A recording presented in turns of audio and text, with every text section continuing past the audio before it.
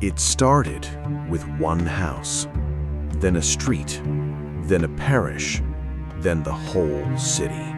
The first signs were easy to miss. A dock worker near Southwark who did not show up for work. A woman found dead in her bed by a neighbor who came to borrow salt. A child with a fever that would not break. In a city where illness was as ordinary as rain, a handful of unexplained deaths barely registered. People died all the time in medieval London. Death was not news. Death was weather. But this was different. The swellings came first. They appeared in the groin, the armpits, behind the ears, wherever the lymph nodes clustered beneath the skin. Within hours, they grew to the size of eggs. By the next day, some had swollen to the size of apples. Taut, purplish black, radiating heat you could feel without touching. The pain was extraordinary. The medieval world called them buboes. Then came the spots, black and purple blotches across the arms, the thighs, the face. Hemorrhages beneath the skin where the bacterium was destroying blood vessels from the inside. Then came the smell. Every survivor's account describes it, but none can adequately convey it. A sweetness that was not sweet. A thickness in the air that clung to clothing and hair and could be detected from houses away. It was the smell of tissue dying faster than the body could contain it. Most victims were dead within 3 days. A man could eat breakfast with his family on Monday and be in a mass grave by Thursday. And there was a second form, pneumonic plague, that attacked the lungs, spread through the air by coughing and breathing, and killed within 24 hours. This form was close to 100% fatal. The physicians had nothing. They prescribed bloodletting, draining blood from a vein near the bubo, which stripped strength from patients who had none to spare. They lanced the buboes with knives and packed the wounds with herbs or dried feces. They burned aromatic woods to purify the air. Nothing worked, and the physicians themselves were dying, bare-handed, unmasked, leaning close to patients whose breath carried the bacterium. One by one, the men supposed to cure the sick followed them into the ground. The priests died alongside them. Catholic doctrine held that dying without last rites risked eternal damnation, worse than the plague itself, because it lasted forever. So priests entered sick rooms, stood beside beds, leaned close to hear whispered confessions. They breathed what the dying breathed. Then they walked to the next house, carrying the disease with them. Entire monasteries emptied. Parish churches lost every priest they had. The Bishop of Bath and Wells issued an extraordinary decree. Lay people could hear each other's confessions. If no one was available, the dying could confess to God alone. It was an admission that the church's infrastructure had collapsed. By winter, London's churchyards were literally full. At East Smithfield, outside the city walls, emergency trenches were dug.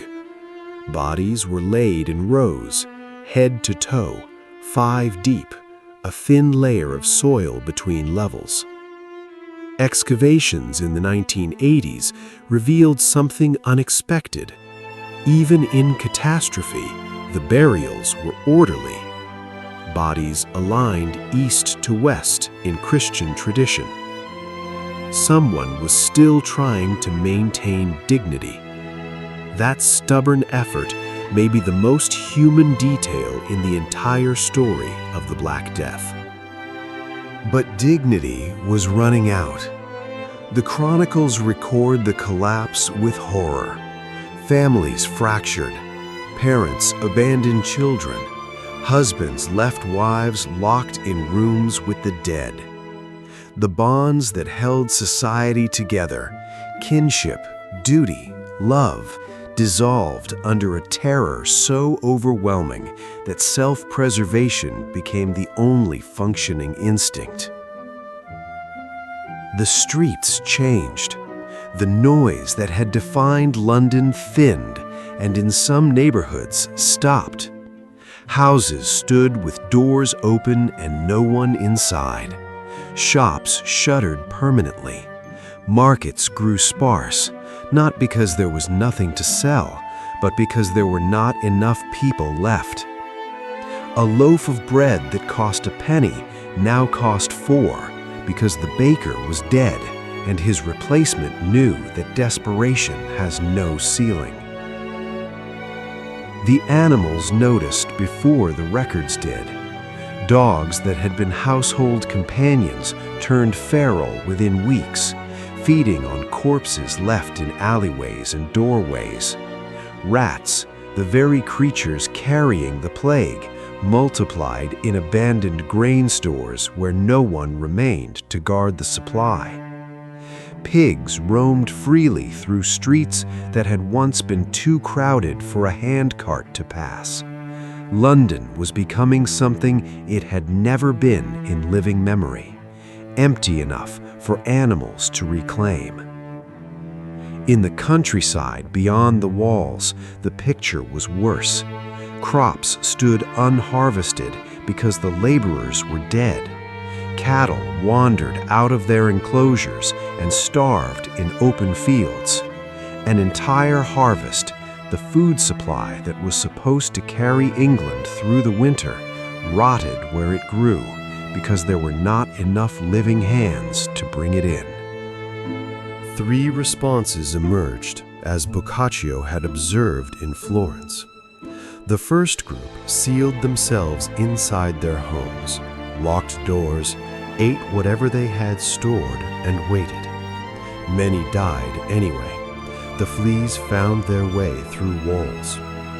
The second group abandoned all restraint. If death was certain, virtue was pointless. They drank, feasted on food from abandoned homes, slept with strangers, and died in taverns and gutters with the same black spots as everyone else. The third group carried bouquets of herbs pressed to their noses, believing fragrance could filter the poisoned air. Some lived, but not because of the herbs. Survival in 1348 was not a reward for wisdom, it was a coin toss. And then there were the flagellants. Groups of men, sometimes dozens, sometimes hundreds, marched from town to town, stripped to the waist, whipping their own backs with leather tips studded with iron tips until the blood ran down their legs. They believed the plague was God's punishment for humanity's sins, and that only extreme public penance could turn away his wrath. The processions drew enormous crowds. The spectacle was both terrifying and magnetic, a theater of guilt performed in the open air, accompanied by hymns and wailing. But the flagellants did more than bleed. In town after town, they pointed fingers at the Jews, accusing them of poisoning wells, of conspiring with the devil, of bringing the plague deliberately upon Christendom. The accusations ignited massacres across Germany, France, and the Low Countries. Entire Jewish communities were burned alive. In Strasbourg alone, 900 Jews were murdered in a single day. Pope Clement VI issued a papal bull condemning the violence and explicitly exonerating the Jews. It made almost no difference. Fear needed a target, and the flagellants supplied one. By the spring of 1349, the worst was passing. Not because anyone found a cure, but because the plague was running out of hosts. Out of 100,000 people, somewhere between 30 and 50,000 were dead. Imagine your street. Erase every other house. That is London in 1349. The survivors emerged, stunned, blinking, stepping through debris. They did not yet know that the world they had known was already dead. The feudal order, the church's authority, the rigid caste of lord and serf, it had all died alongside the 50,000. It just had not fallen over yet. The real question was not how many were lost. The real question, the one that would define the next century, was what would grow in the space the dead had left behind. It was just waiting to break. The dead were buried. The trenches were covered. The bells resumed their rhythm. And to anyone standing in a London street in the summer of 1349, it might have seemed like the worst was simply over. A nightmare endured and survived, after which life would return to what it had always been. It did not. The Black Death did not just kill people, it killed the conditions that had made the old world possible. And once those conditions were gone, the world built on top of them began to collapse. Not with a dramatic crash, but with a slow, grinding, irreversible shift that no law, no decree, and no act of royal authority could stop. To understand why, you have to see the plague not as a single catastrophe, but as the final blow to a system already failing. The overpopulation of the previous 2 centuries had pushed agriculture to its limits. The Great Famine of 1315 to 1322 had killed 10% of the population and left survivors weakened. The 100 Years' War was draining the treasury.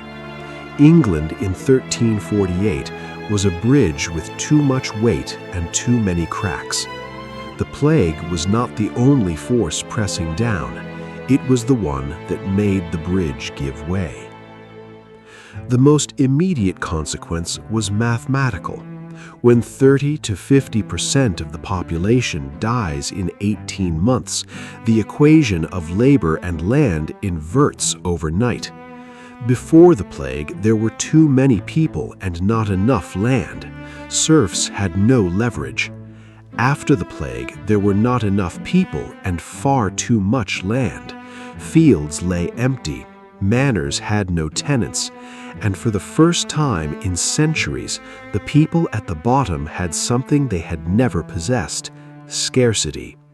A serf who had spent his entire life bound to a single manor could now walk away.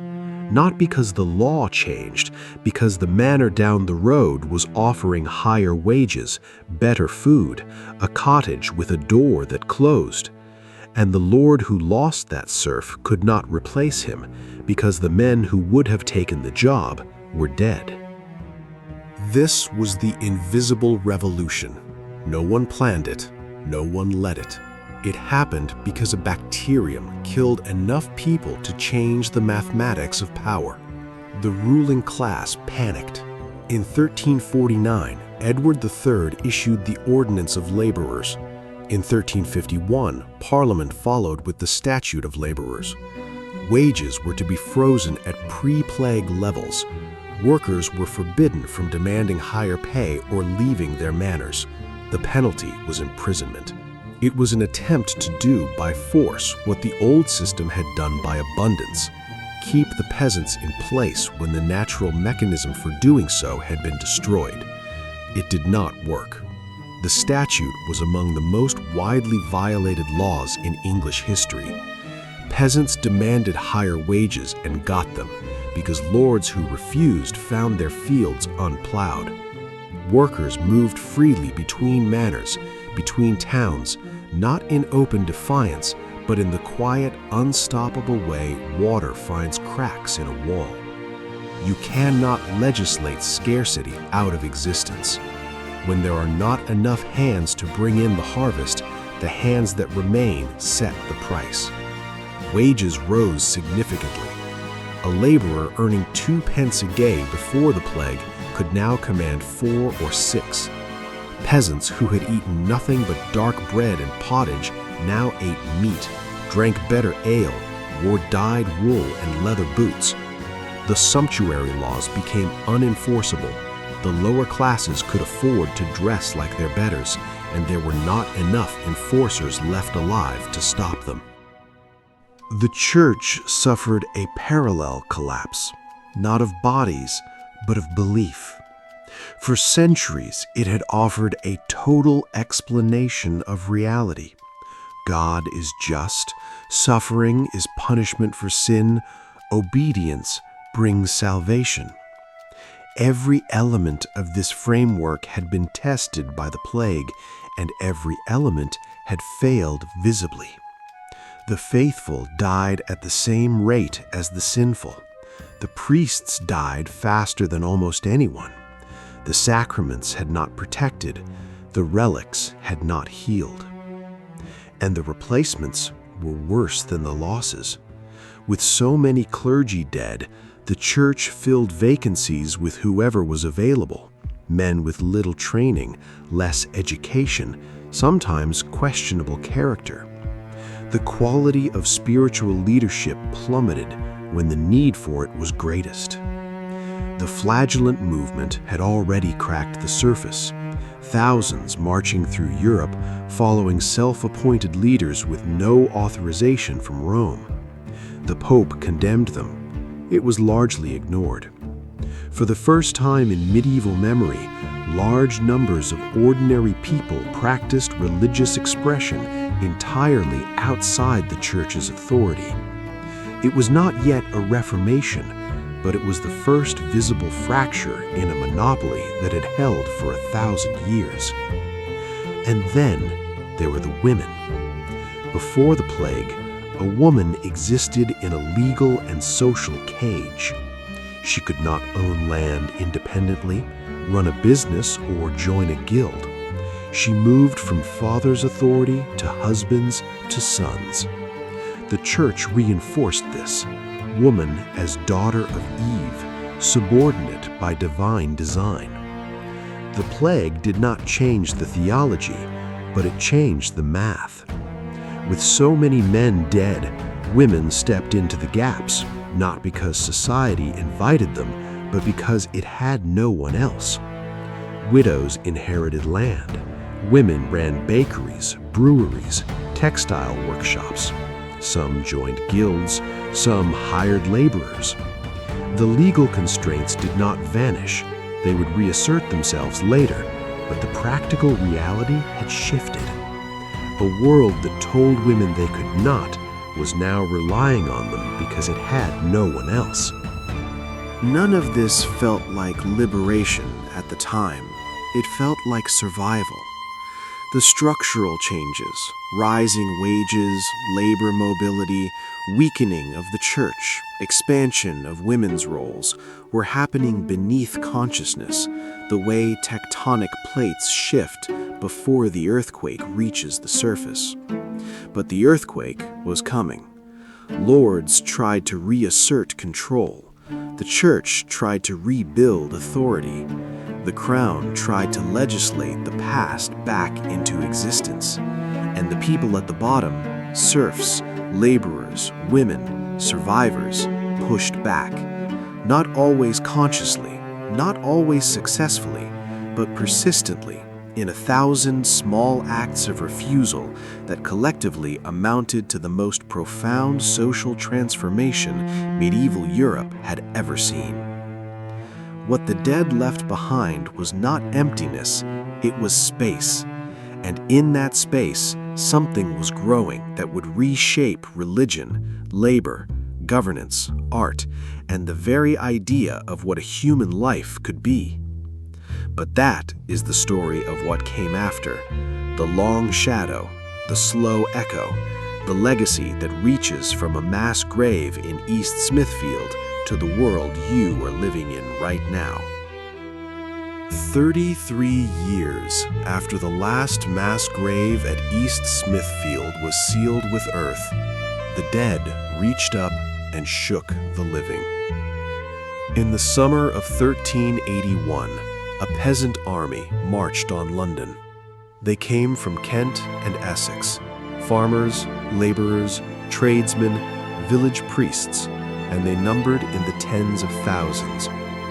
Their leader was a man named Wat Tyler, a roof tiler by trade, and their grievance was specific: a poll tax of 4 pence levied on every adult in England, rich and poor alike, to fund a war with France that had brought them nothing. But their rage was not really about a tax. It was about everything that had been building since the plague. 30 years of broken promises, frozen wages, and a ruling class that kept trying to force the survivors back into the cage the dead had shattered. They burned manor records, the documents that tied serfs to the land. They opened prisons. They killed the Archbishop of Canterbury. They marched into the Tower of London, the most fortified building in England, and for a brief, terrifying moment, the feudal order stared into the face of the people it had always assumed would obey. The revolt was crushed. Wat Tyler was stabbed to death during a parley with the 14-year-old King Richard II. The leaders were hunted down and executed. The poll tax was withdrawn, but the old restrictions on wages and movement were formally reasserted. On paper, nothing had changed. In reality, everything had changed. The Peasants' Revolt of 1381 failed as a revolution, but succeeded as a signal. It demonstrated for the first time in English history that the people at the bottom of the hierarchy were capable of organized, violent resistance, and that the system could no longer take their compliance for granted. The lords heard that signal. Over the following decades, serfdom did not end with a proclamation or a battle. It ended the way the plague had started, slowly, invisibly, one manor at a time, as lords quietly converted labor obligations into cash rents, as serfs drifted into towns and became wage earners, as the feudal bond between lord and peasant dissolved, not through conquest, but through obsolescence. By the mid-15th century, serfdom in England was effectively dead. No law killed it. The plague had made it unsustainable, and the market finished what the bacterium had started. But the plague's legacy did not stop at economics. Walk into any European art museum and find the galleries covering the late 14th and 15th centuries. The shift is visible on the walls. Before the plague, medieval art was dominated by devotional imagery, serene Madonnas, golden saints, Christ in glory. After the plague, a new motif appeared and spread across the continent with the persistence of a second epidemic, the danse macabre, the dance of death. In paintings, woodcuts, and murals from Germany to France to Italy, the image was the same, a skeletal figure of death leading a procession of the living, pope, emperor, merchant, knight, peasant, child, all dancing together toward the grave. The message was devastatingly simple. Death does not respect rank. The king and the beggar end in the same earth. This was not an abstract philosophical point. It was a lived truth, burned into the memory of every survivor who had watched lords die in the same agony as their servants, who had seen bishops rot in the same mass trenches as beggars. The danse macabre was Europe's first popular art of radical equality, not equality as a political program, but equality as a biological fact, painted on church walls where everyone could see it. And it fed something larger. The plague had cracked the church's monopoly on the interpretation of reality. The replacements that filled dead priests' shoes were often poorly trained. The flagellants had shown that religious fervor could exist outside church control. The failure of prayer and sacrament to stop the dying had planted a seed of doubt that no amount of doctrinal reassertion could fully uproot. That seed would take a century and a half to flower, but when it did, it would split Western Christianity in two. In 1517, when Martin Luther nailed his theses to a church door in Wittenberg, he was not operating in a vacuum. He was operating in a culture that had been questioning clerical authority in various ways and to various degrees since the Black Death. The Reformation had many causes: theological, political, and economic, and it would be crude to draw a straight line from the plague pits of 1349 to the Protestant churches of the 16th century. But it would be equally wrong to ignore the connection. The Black Death did not cause the Reformation. It created the soil in which the Reformation could grow. And there is one more legacy, perhaps the most quietly revolutionary of all. In 1377, the port city of Ragusa, modern-day Dubrovnik on the Croatian coast, passed a law requiring all ships arriving from plague-infected areas to anchor offshore for 30 days before anyone could disembark. They called it Trentino. Later, the isolation period was extended to 40 days, Quarantino. From this single administrative decision, born of desperation and practical observation rather than medical theory, the modern concept of quarantine was born. It was the first public health measure in European history based not on prayer or penance, but on the observable behavior of disease. No one in Ragusa understood bacteria. No one knew how the plague actually spread, but someone, a city official, a doctor, a harbor master, had noticed that keeping ships isolated for long enough seemed to reduce the spread of infection.